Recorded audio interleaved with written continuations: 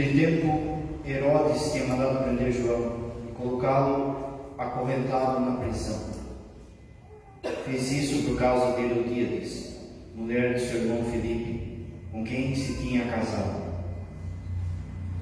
João dizia a Herodes: não te é permitido ficar com a mulher do teu irmão. Por isso Herodíades o odiava e queria matá-lo, mas não podia. Com efeito, Herodes tinha medo de João, pois sabia que ele era justo e santo, e por isso o protegia. Gostava de ouvi-lo, embora fosse embaraçado quando o escutava. Finalmente chegou o dia oportuno. Era o aniversário de Herodes e ele fez um grande banquete para os grandes da corte, os oficiais e os cidadãos importantes da Galileia. A filha de Herodíades entrou e dançou, agradando a Herodes e seus convidados. Então o rei disse à moça: pede-me o que quiseres e eu te darei. Ele jurou dizendo: eu te darei qualquer coisa que me pedires, ainda que seja metade do meu reino. Ela saiu e perguntou à mãe: o que vou pedir? A mãe respondeu: a cabeça de João Batista.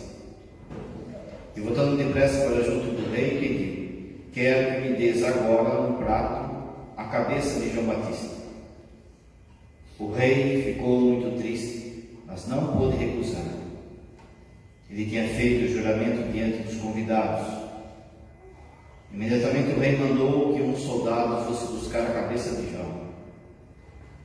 O soldado saiu, degolou-o na prisão, trouxe a cabeça num prato e deu à moça. Ela a entregou à sua mãe. Ao saber disto, os discípulos de João foram lá, levaram o cadáver e o sepultaram. Palavra da salvação. Glória a vós, Senhor.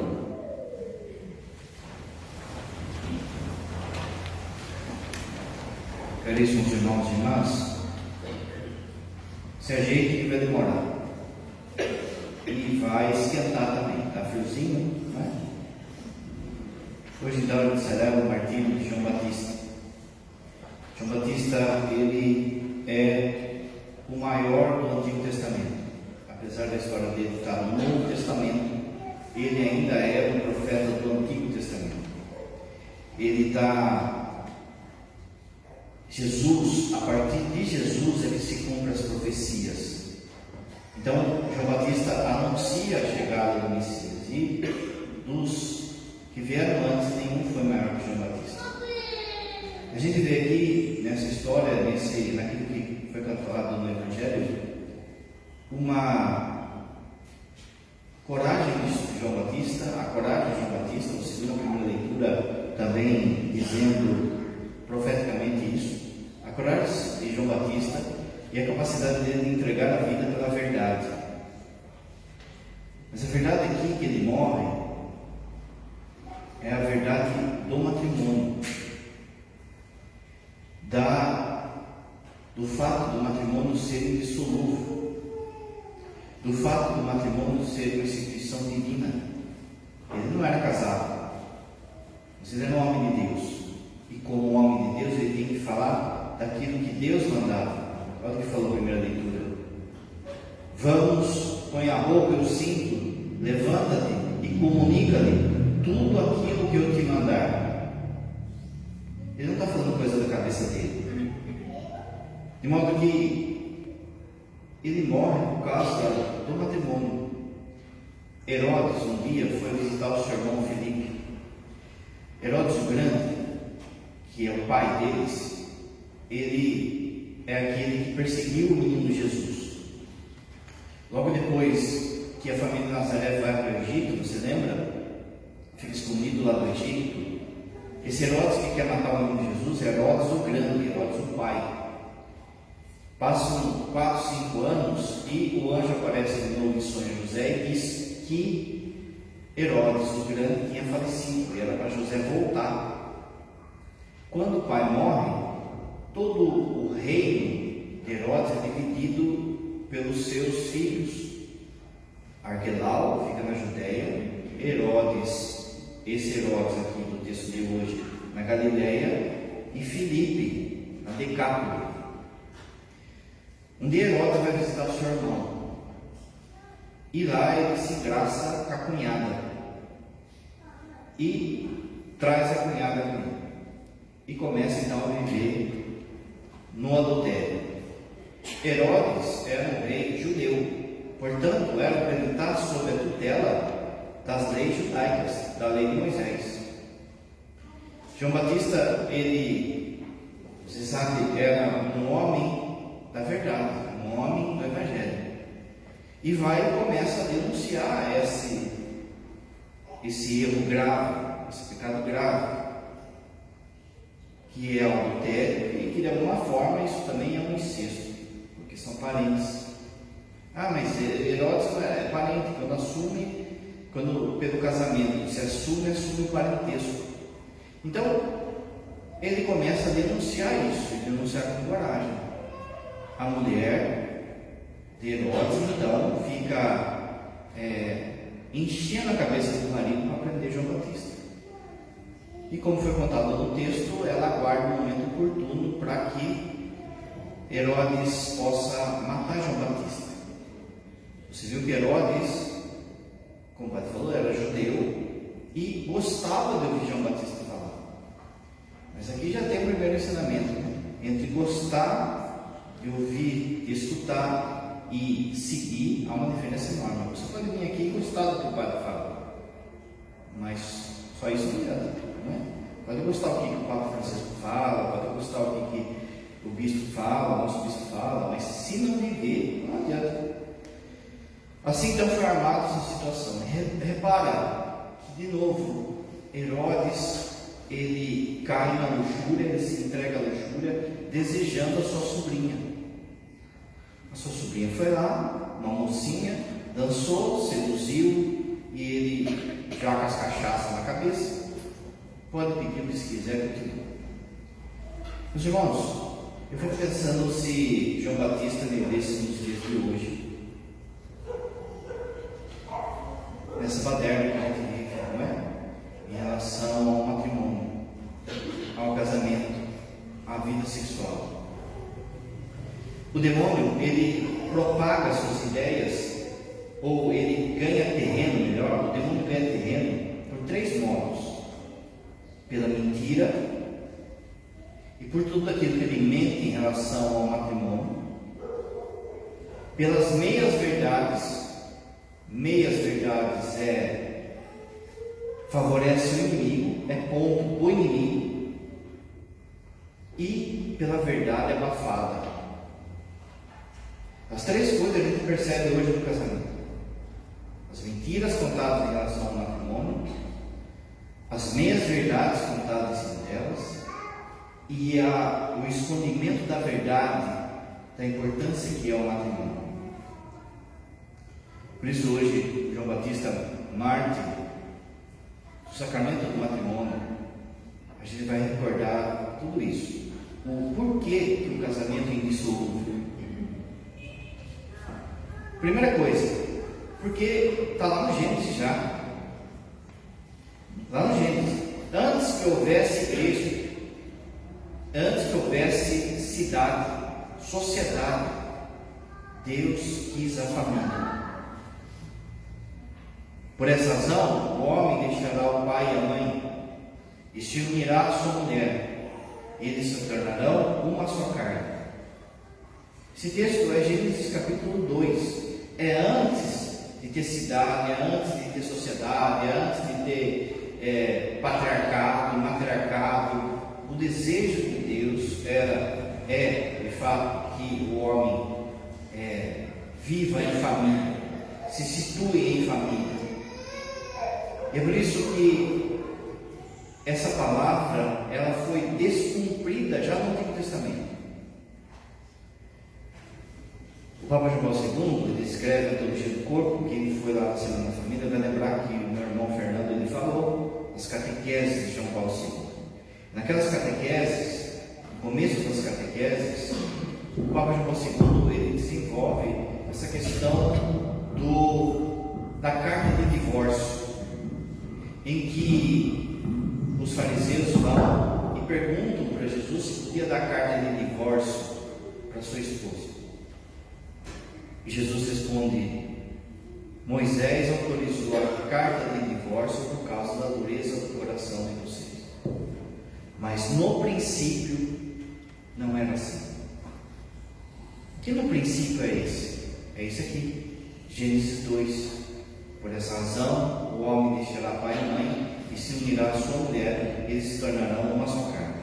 O Papa então desenvolve na teologia do corpo, somente pegando essas duas palavras, no princípio, várias catequeses dizendo que esse é o desejo de Deus, que esse já era o desejo de Deus, de família e de família constituída, homem e mulher, de modo indissolúvel.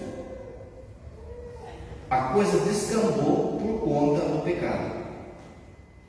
O pecado vai trazer a bagunça no tempo de Noé.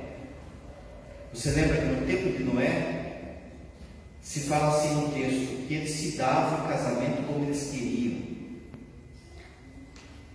Olha como está hoje. E também você vai lembrar de Sodoma, da bagunça que era Sodoma. Quando Abraão vai pedir intercessão por Sodoma, lembra? Senhor, se tiver 50 justos, se tiver 40 justos, se tiver 10 justos, se tiver 5 justos, não achou 5 justos. E o que pegava lá em Sodoma? A bagunça sexual. Quando os anjos visitam Abraão, o texto fala que eles quiseram ter relação com os anjos. Que gente foi na porta de Abraão, de Ló, melhor, que morava lá em Sodoma, e Abraão estava lá, oferecer as próprias filhas para ter relação com aqueles seres que chegaram ali. Veja só, Noé, Sodoma, a bagunça da sexualidade, a bagunça do casamento traz destruição.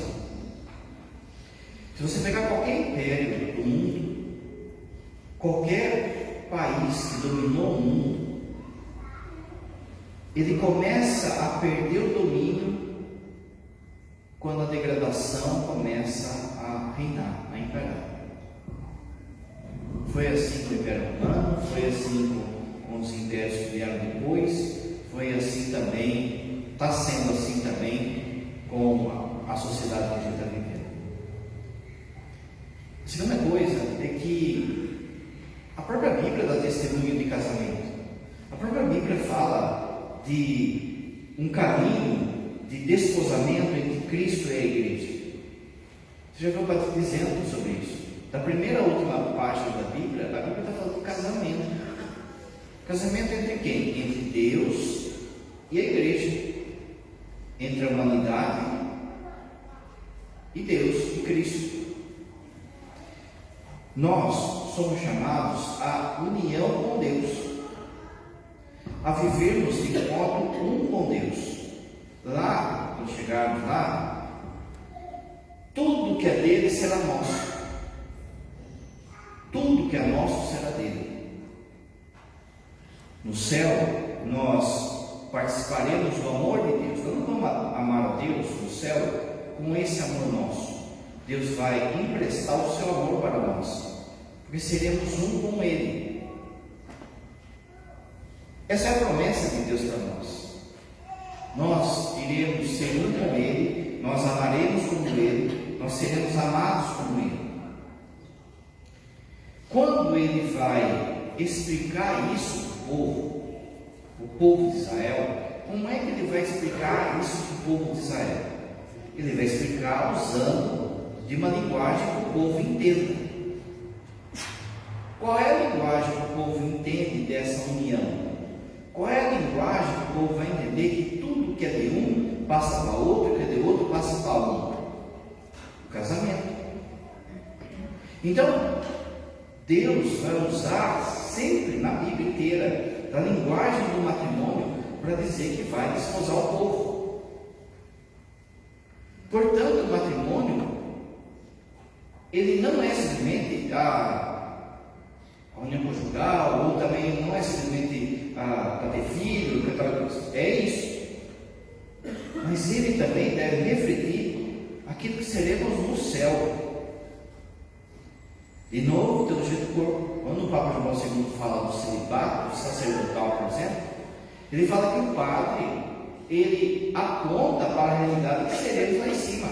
Esse celibato do padre significa um casamento de Cristo e a igreja. Ele se entregou à igreja.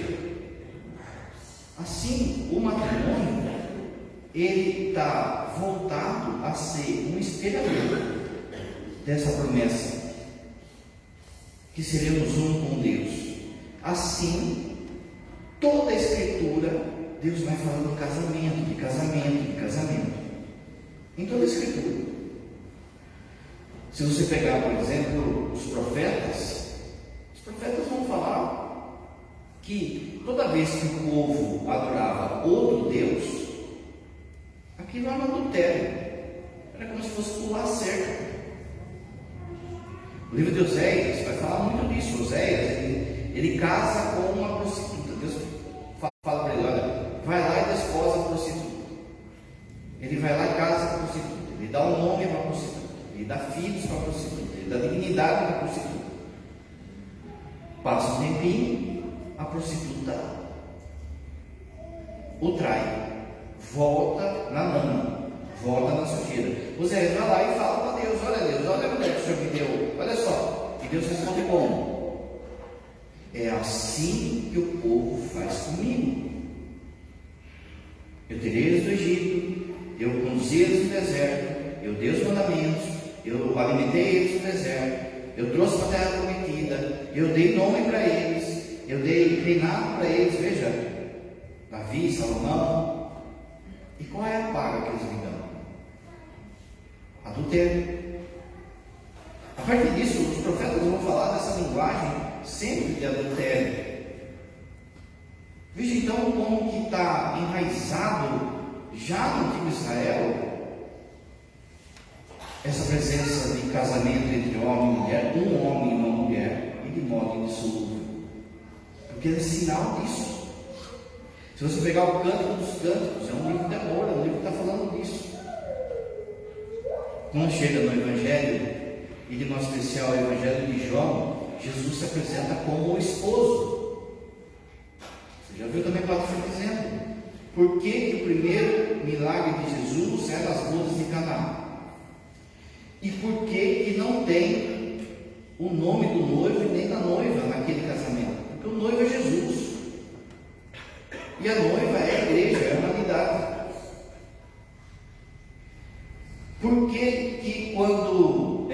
Porque Jesus, ele se apresenta no poço da Samaritana. O poço, gente, era o lugar do Antigo Testamento de arrumar namorada. Era o point. O point era o poço. Por quê? Porque a mulherada ia pegar água. A mulherada só queria pegar água, a mãe mandava: vai lá pegar água. Aí o cara pensava: os brotos estão lá. Né? Quem usar broto é porque está velho, né? O cara chegava lá e ficava de zóio ali, a mãe encostava o camelo ali, passou pretinho no casco e tal, rebaixou o camelo, somzão, pá. Não é?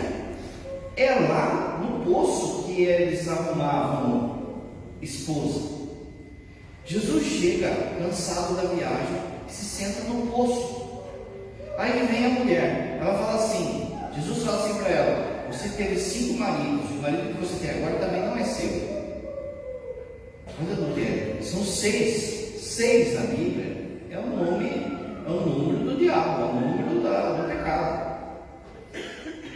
Agora chegou o 7, o verdadeiro, o esposo de verdade.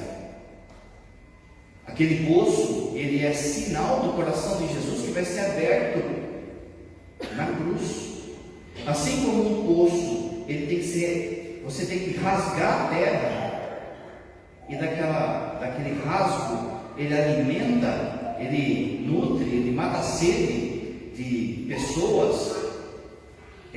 Assim também o coração de Jesus aberto como um poço vai alimentar, vai nutrir, vai matar a sede da sua esposa, que é a igreja. Tudo no Evangelho de João está falando de casamento, tudo. E que nosso especial é na cruz.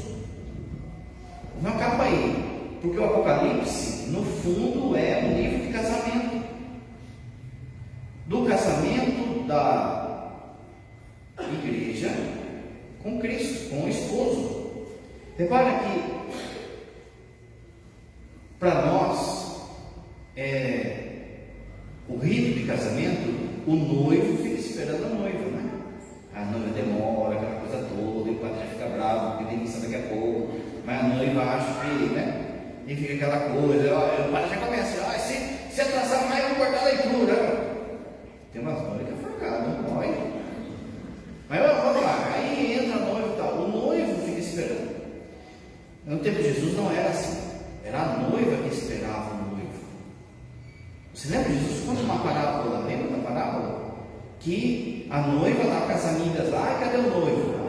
Cadê o noivo? Cadê o noivo? Vão dormir. No meio da noite ouviu-se um grito: o noivo! Lembra? E daí tem uma turma lá que tinha óleo para acender a vela, e outros na lamparina, outros não. O noivo que vem, e veja, a noiva, que é a igreja, ela tem que estar em situação de espera, de aguardo. Se você pega o Apocalipse, é isso. O Apocalipse é a noiva que vai passar por provação, que vai passar por humilhação. Assim como lá no canto dos cantos, a amada passa por humilhação, a noiva, a igreja, vai passar pela humilhação, pelo teste, para ver se ela de fato é noivo. E quando a noiva estiver quase que morrendo, entregue, o noivo surge como o salvador, como o resgatador da noiva. E depois o Apocalipse termina com o quê? Com as bodas do cordeiro, com a festa de casamento do noivo, com a noiva. Toda a Bíblia está falando disso. E Jesus então é o noivo. Se Jesus é o noivo e a noiva é a igreja, repara, a igreja, não as igrejas, a igreja. No domingo a gente viu respeito sobre essa pedra edificarei a minha igreja, não as minhas igrejas. Por que tudo isso? Porque Jesus não é um adúltero. Jesus só tem uma esposa. A palavra Apocalipse, sabe? Ela significa revelação. Mas aqui a gente acha que é revelação de coisas ocultas, de coisas que tal e coisa. Apocalipse. A palavra Apocalipse, ela era usada na noite de núpcias. Apocalipse era quando a esposa, a noiva, tirava a roupa. Era chamada de Apocalipse. Porque viu o dragão, será? Revelava o dragão? Não, porque a palavra Apocalipse significa revelar-se. A noiva revelava-se para o noivo, mostrava. Assim é o dia que encontraremos com Jesus. Se Jesus então tem uma noiva, uma só esposa, o casamento é um só, indissolúvel. Também é indissolúvel porque o ensinamento saiu da boca de Jesus. Veja,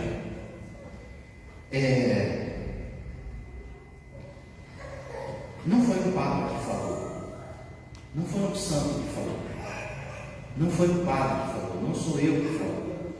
Saiu da boca de Jesus. Não separe o homem aquilo que Deus lhe deu. Faz 15 dias foi esse evangelho, na sexta-feira. Veja, em tempos que se confunde acolhimento com deixar levar o pecado, dominar o pecado, é preciso esclarecer que Jesus foi, no entendimento de hoje, pouco acolhedor com essa palavra. Tanto que os apóstolos ficam em crise. A pergunta dos apóstolos depois é a pergunta de quem está em crise. Eles falam assim: se não é assim, se for assim, então quer dizer que eu sou uma só carne com ela, Não separe o homem que Deus uniu. Então, olha a crise dos apóstolos. Então é melhor não se casar. Repara que a palavra saída da boca de Jesus, por muitas vezes, ela não está preocupada com esse acolhimento falso que estão tendo. O verdadeiro acolhimento é lógico, gente. A gente tem que, o Padre sempre fala, né? Saber acolher. Mas o acolher não é aceitar o erro. A caridade, ela passa por colocar a outra pessoa sobre a tutela do Evangelho.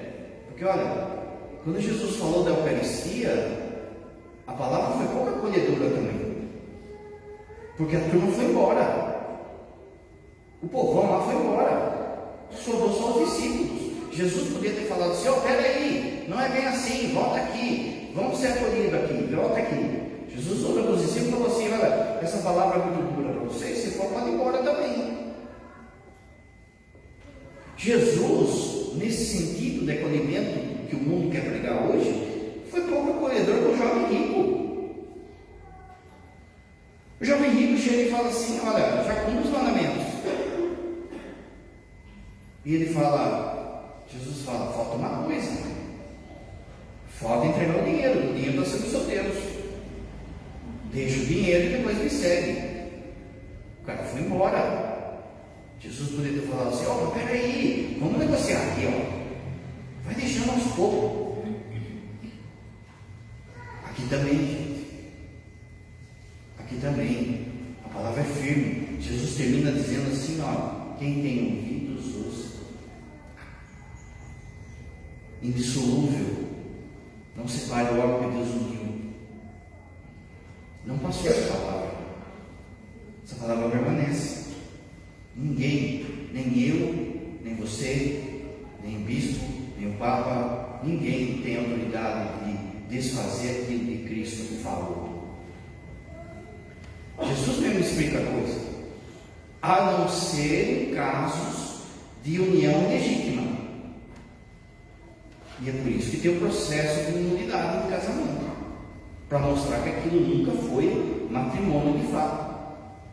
E é por isso que, pastoralmente, casos difíceis, você vem falar com os padres orientados. Mas a palavra permanece. Casamento é um só, é indissolúvel. Outra coisa, outra prova que mostra que o casamento é santo, o casamento é indissolúvel. E o sexto mandamento vai dizer: não pecar contra a castidade. Abra seu ouvido. Você que está escutando, abra seu ouvido. Qualquer relacionamento fora do casamento é pecado grave. Qualquer tipo de relacionamento, de ato sexual, sozinho, com parceiro, com parceira, com um bicho, com o que for. Qualquer relacionamento fora do casamento vai contra o sexto mandamento. Mesmo dentro do casamento, existem regras que você deve seguir. Que não é essa coisa de a quatro paredes para fazer o que quer. Enfim, não vai desenvolver aqui, que tem muita coisa, mas veja, caiu o mandamento. Mas olha para o mundo, olha para a sua família. Pega aí uma ondinha maior da sua família, não só o pessoal que está na sua casa, pai, mãe, os irmãos, mas pega aí tio, primo, prima. Quantos estão casados bonitinho na igreja?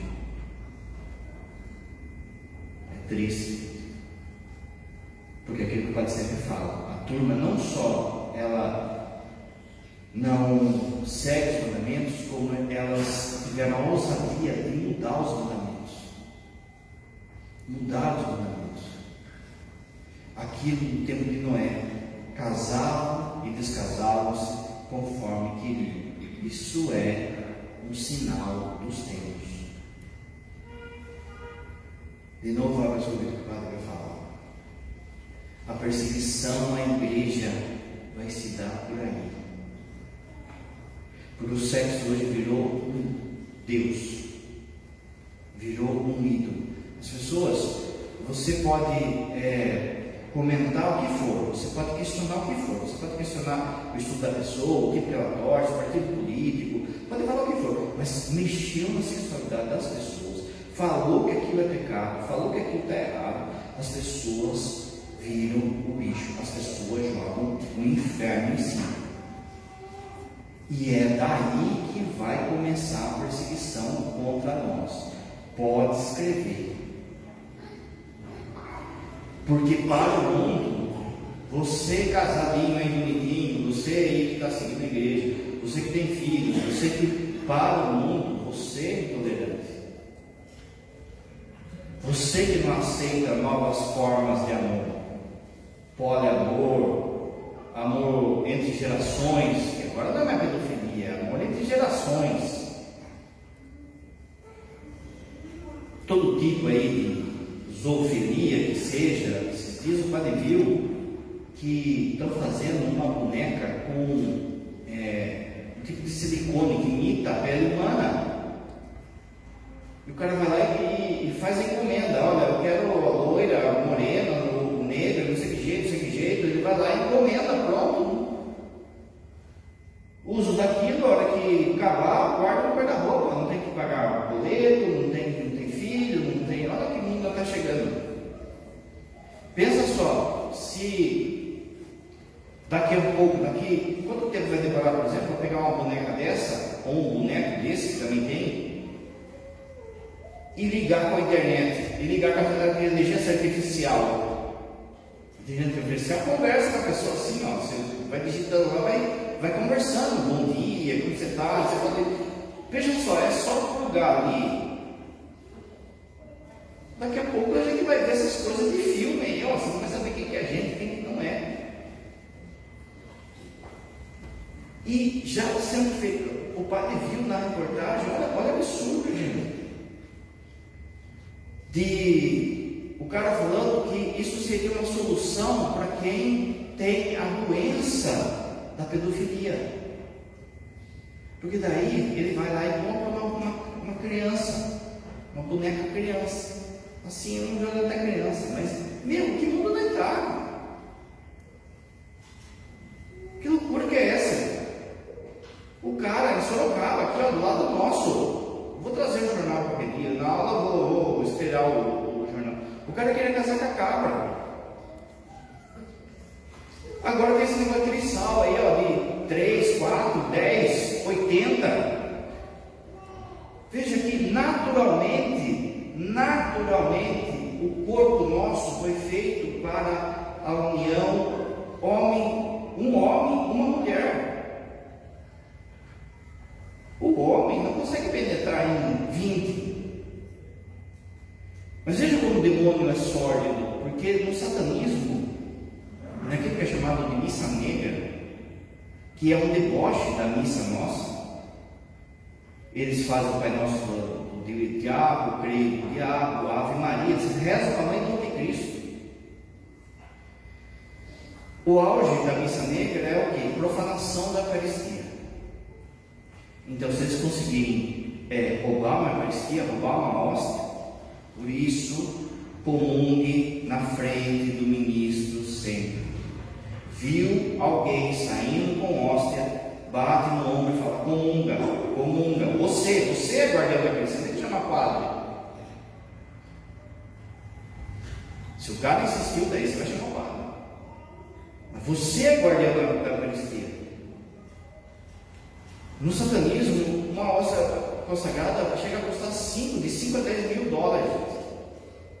Presta atenção. Eles levam lá, usa de objeto sexual, usa para introduzir na mulher, usa para fazer palhaçada lá, e depois, quando termina uma missa negra, termina com uma orgia. Por quê? Porque é um deboche da nossa comunhão. É um deboche da comunhão dos santos. Quando você comunga, você está unindo a quem está do seu lado, a quem está do seu lado, a quem está lá na França, ao Papa. Você está unindo a todo mundo que comungou. O demônio então faz um deboche disso. Só que agora, isso não precisa ser no satanismo. tem casa assim, já tem casa de troca de casal, já tem casa de baderna, de bagunça, de sauna, disso, aquilo, outro. E às vezes tem gente na igreja. Uma vez eu atendi uma pessoa que veio na confissão e falou: padre, mas a gente vai na troca de casais, mas não é adultério, porque a gente vai junto. Ele sabe, eu sei, tá vendo? Gente de igreja.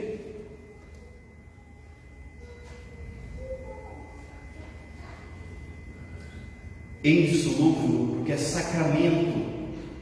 Sacramento, presta atenção, não é um papel, não é civil. Mas vamos lá no civil, vamos lá no cartório, a gente faz um documento lá, então não é sacramento. Todo sacramento tem a ver com o sangue de Cristo. Quando você deu sim aqui no seu matrimônio, o sangue de Jesus uniu vocês dois. Quando você foi batizado, o padre já explicou, quando você é batizado, a pessoa foi batizada, aquela criança, ela é pega de fora e colocada dentro do coração aberto de Jesus. A peia batismal é o coração de Jesus, aquele cílio que entra na água e a lança fura o peito de Jesus. Quando a criança é mergulhada ali, a criança está sendo mergulhada na água que saiu do coração de Jesus. O padre reza isso no batismo. De modo que se você entrou no coração de Jesus, você ficou um com Ele. O seu corpo pertence a Ele. A sua vida pertence a Ele agora. O batismo te resgatou, te tirou da mão do capeta. Você custou o sangue dele. Agora você pertence a Ele, de forma que, se o seu corpo pertence a Ele, a única pessoa que pode dar o seu corpo para outra pessoa é Jesus, não é você. E quando é que você faz isso? Quando você dá o sim aqui na frente. Quando se dá o sim, Jesus está entregando o seu corpo à sua esposa ou vice-versa. E aquilo está sendo selado pelo sangue dele. Lembre das perguntas que foi feito no dia do casamento. Repara que uma vez eu estava no cerimoniário de um padre, que eu ainda fui. E quando o padre fez a pergunta para o noivo sobre a fidelidade, promete ser fiel, amar, respeitar na alegria, na tristeza, na saúde, na doença, até que a morte o separe. Quando ele falou sim, a assembleia inteira deu risada. Eu acabava aquele casamento ali. Está prometendo, é uma promessa. Não é uma promessa que está fazendo um para o outro. Não é uma promessa que está fazendo para o padre. É uma promessa que está fazendo para Cristo. Como você sabe, quem que é o oficiante? Quem que está realizando o sacramento? São os noivos, não é o padre. O padre é a testemunha da igreja. Mas é um casal.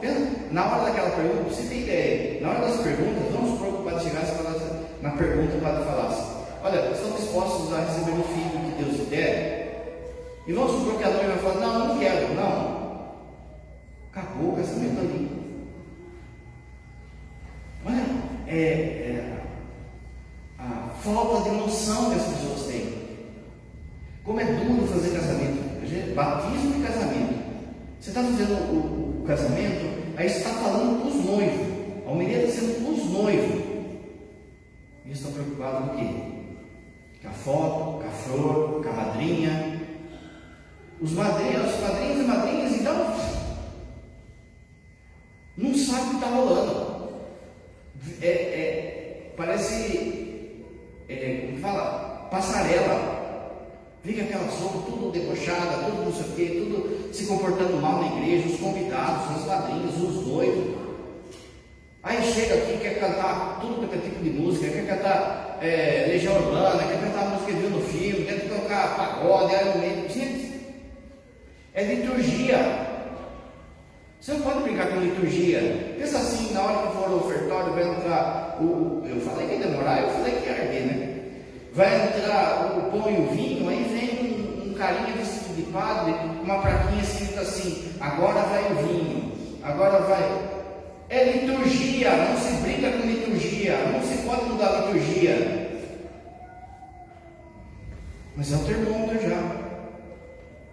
Porque tem festa de casamento que demora mais do que o rito do casamento.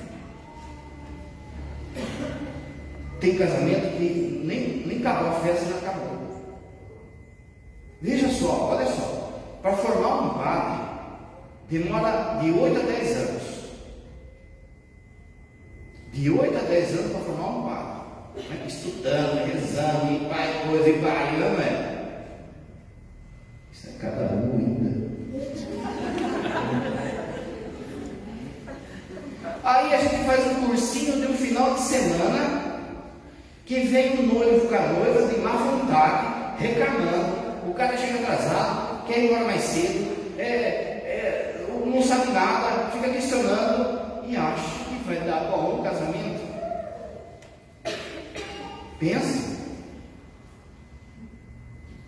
É sacramento, é sinal sensível e eficaz da graça e do sangue de Jesus. O padre já falou, Santo Efrem, ele faz uma comparação com os sacramentos na cruz. E quando é que ele fala do casamento? Nos pés de Jesus, que são dois e pregados se tornam uma só carne. Olha a baderna que estamos vivendo no matrimônio, no casamento. O Papa João Paulo II vai dizer que é o dom total de si. Na teoria do corpo, ele vai falar assim: quando um casal está tendo uma relação fora do casamento, naquele momento, no ato, o corpo dele está falando assim: eu quero você, eu desejo você. Só que acabou, o corpo dele não está falando mais isso, porque cada um vai para sua casa. Porque às vezes eu não quero pagar o preço da gravidez, porque às vezes eu não quero assumir essa pessoa na castidade. Então ele fala assim: o ato engana aquele casal. Porque o corpo está ali, está excitado, tá? O corpo está falando: eu te amo. O corpo está falando: você é tudo na minha vida, e tal coisa, e tal coisa. Mas não é dom total de si. Porque o dom total de si é eu ter esse momento e permanecer. Eu permaneço com aquela pessoa. Ela é minha esposa. Ele é meu esposo. Eu sei o defeito dele, eu sei o defeito dela, eu sei que a gente tem conta, eu sei que a gente tem filho, eu sei que tem dia que a gente está cansado, eu sei, mas se é o dom total de si, é uma entrega. É como se fosse assim, para você entender. Eu, como padre, eu falasse assim: até 5 horas da tarde eu atendo. Passou, acabou o expediente. Acabou o expediente, o tempo é meu, eu faço o que eu quero, eu venho pedir missa, pedir bênção, pedir. É assim a vida do padre? Não, dom total de si é entrega inteira. Outra coisa que mostra a indissolubilidade do casamento: o bem dos filhos. Meus irmãos, olha assim, os filhos hoje, sabe o que virou. Você lembra quando a gente era criança, tinha um brinquedinho assim, ó, que tinha uma bolinha assim, que nem bola de futebol americano, que você fazia assim com a cordinha, e outro fica fazendo. Os filhos virou aquilo. Fica empurrando para o outro. Como o padre falou, na hora que estava lá, benê, more, formato eternamente, isso aqui, blá blá blá. Agora um não pode olhar na cara do outro. Um não consegue respirar o mesmo ar que o outro. E aí os filhos viram cavalo de Troia, vira o lugar da briga. O território da briga, vira o filho e as filhas. Por causa da pensão, por causa dos dias, o que o pai falou lá, porque isso, porque aquilo outro, fica jogando um contra o outro, vira um inferno. Meus irmãos, olhem, tudo por quê? Por causa que lá atrás não escutou Jesus, lá atrás não escutou a igreja, que falava, vai com calma, se segura. A pessoa pode até não está mais com a outra pessoa, mas por causa do filho ou da filha, agora vai ter vínculo com essa pessoa para sempre. Por quê? Nasceu, tem que cuidar. Agora, veja que Deus instituiu a família justamente para educar os filhos para Deus, para o céu. Agora está cada um de um lado. Um está no bar, o outro a outra está na baladinha das amigas. O filho vira joguete. A educação fica com a avó. E não é a avó que tem que cuidar. Porque você sabe, o padre falou no dia de São Joaquim e Santa Ana, vó tem coração mais mole, entorta fácil a avó, o vô, entorta, você sabe disso. Mas aí veja como é que vai. Eu não sei como é que vai ser daqui a 10 anos, como é que vai ser essa próxima geração que está vindo. Porque um monte de criança mimada que não sabe ouvir não sabe. Hoje a gente estava conversando, veio a notícia lá na casa paroquial do moleque que pulou da conta porque terminou o namoro. Meu irmão, se toca, não é? Para chegar em quem é a cremosa, vai ter que levar muito fogo. O caminho é esse, de aprendizado, mas não sabe levar leva. Vai criando filhos que manipulam os pais, porque daí o moleque é esperto, a menina é esperta, ela sabe manipular. Então aí o pai, por exemplo, fica comprando coisas, a mãe fica comprando coisas, mas afeto, presença não se compra. Faz estrago sim. O lugar de filho é com a mãe e com o pai. Como o padre falou, a gente tem que estar no ponto que a gente tem que falar a verdade. E dói. E você sabe que eu posso até perder a cabeça, né? Mas hoje é de João Batista. A santidade do casamento. O seu instrumento de salvação é o matrimônio. O meu instrumento de salvação é o sacerdócio. O seu é o matrimônio. É essa pessoa que Deus colocou. Padre, mas ela tem chulé. Padre, mas ele fuma. Mas ela bebe. Mas é essa a sua cruz. Toma a sua cruz e siga. Para de viajar achando que é novela, foram felizes para sempre. O lugar de ser feliz para sempre é lá em cima. Aqui é a luta, é suor, é lágrima e joelho no chão.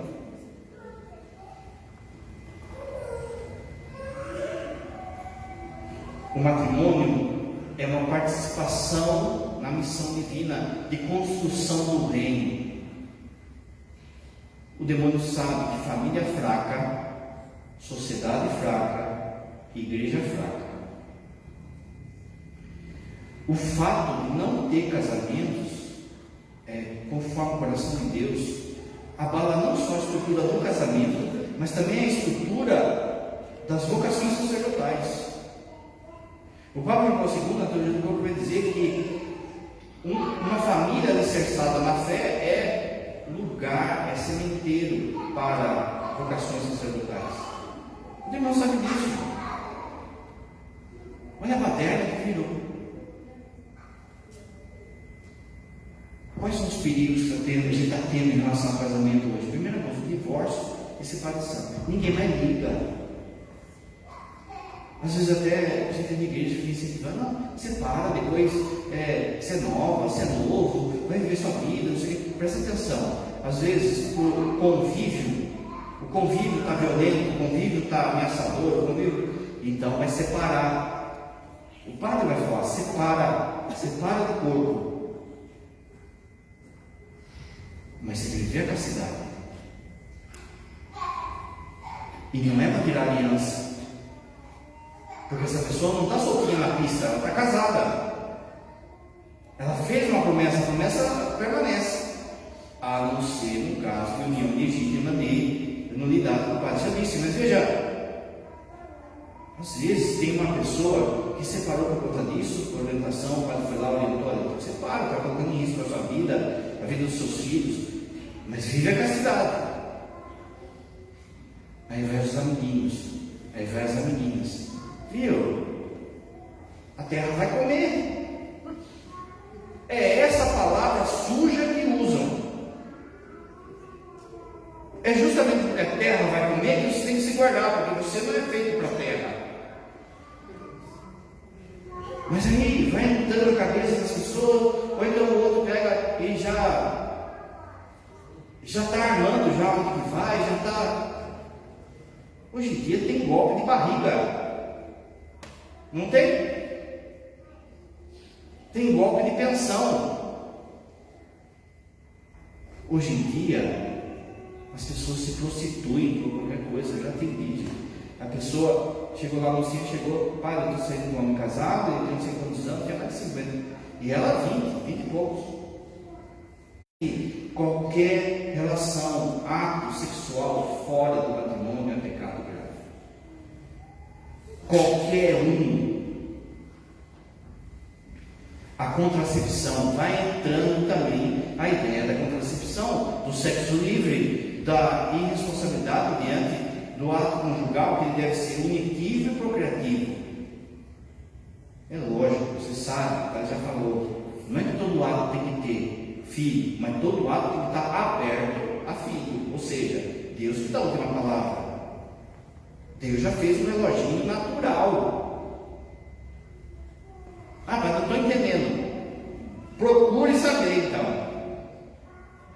Ou seja, a última palavra tem que ser de Deus. Agora, essa mentalidade contraceptiva, ela entrou de tal forma de que não, é só uma aventura. Então vou usar um preservativo, então toma pelo dia seguinte, e aí isso aí gera o quê? Gera um outro pecado grave, que é o aborto. O aborto oculto e o aborto, essa escrita de aborto cada vez mais é as mulheres falando, não é? Ah, meu corpo, minhas regras, se eu quiser abortar, eu aborto. Falei que hoje ia falar, tem que falar, né? Mas então você está grávida com um menino e aquela criança é seu corpo, por acaso? Você está fazendo pipi dentro de você? É isso? Não, porque lá é outro corpo, é outra pessoa, gente. Mas não, vamos matar, mata a criança. Tudo fruto do quê? Dessa bagunça sexual que a gente vive, da falta de fidelidade conjugal. Qual que é o grande protetor em relação, por exemplo, a AIDS? Não é o preservativo. Estão mentindo você. Vai ver que no preservativo, nos poros do preservativo, passa muita coisa. Vai ver. Eles mentem. É a castidade, é a vivência conjugal, a fertilização in vitro, as técnicas de reprodução assistida, tudo fica manipulável. Tudo manipulável. A ideologia de gênero, vou falar, casamento é só homem com mulher. Matrimônio, casamento, homem com mulher. Homem e mulher, Deus os criou. Deus não criou Ivo. Deus criou Eva. Foi Adão e Ivo. Pronto, morreu todo mundo. Nem ia nascer, ninguém ia nascer. Não, infelizmente a gente como igreja, a gente está tendo medo de falar o que é para falar. A pornografia, as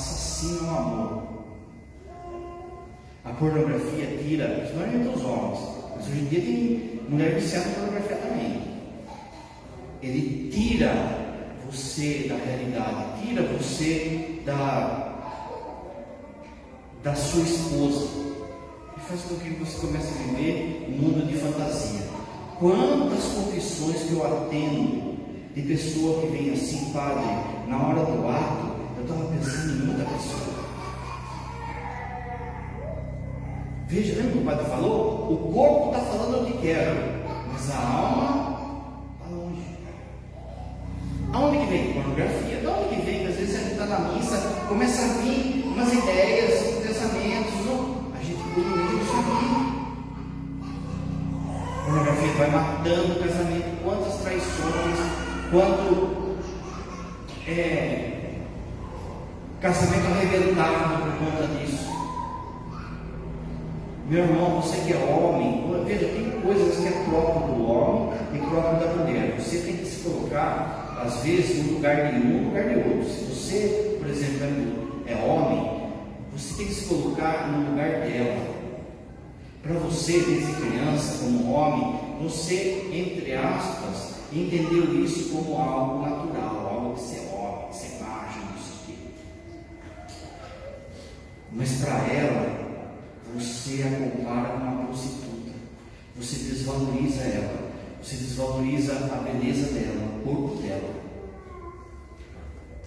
porque na cabeça dela vai passar que ela não está satisfazendo, que ela não está. E você, esposa, também precisa se colocar no lugar dele e perceber que tem coisas que é próprio do homem.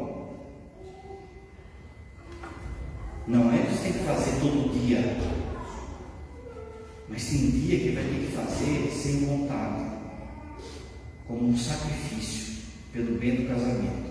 Casamento é sacrifício.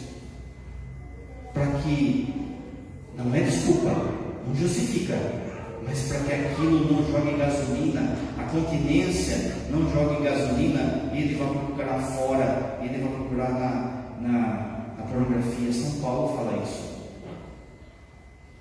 Então preste atenção no outro, na outra pessoa. Não fica medindo a outra pessoa com a sua régua. Se coloque no lugar do outro. Veja, é uma situação de enfermidade, é uma situação assim. Vai falar com o padre vai andar, vai falar: olha, isso aqui você toma remédio, isso aqui é cruz, não tem jeito, é cruz. Isso aqui vocês têm que dialogar, vocês